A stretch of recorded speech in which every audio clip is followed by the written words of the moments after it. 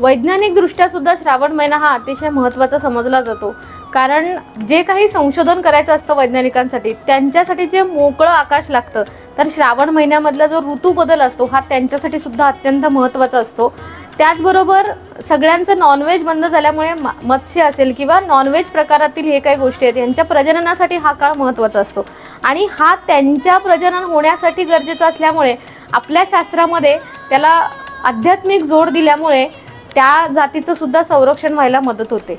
आता हा झाला शास्त्रीय भाग किंवा वैज्ञानिक भाग। आता आपण बघूया की श्रावण महिन्यामध्ये पूजेला इतकं महत्त्व का, तर चातुर्मासामध्ये हे भगवान शिव जे आहेत ते विष्णूच्या उपासनेमध्ये लीन असतात आणि जेव्हा शिव भगवान उपासनेमध्ये लीन असतात त्यावेळेस आपण अगदी नुसतं नामस्मरण जरी केलं तरीसुद्धा देवता प्रसन्न होतात आणि ज्या उपासनेने आपल्याला खूप वेळ लागतो फलित व्हायला तीच उपासना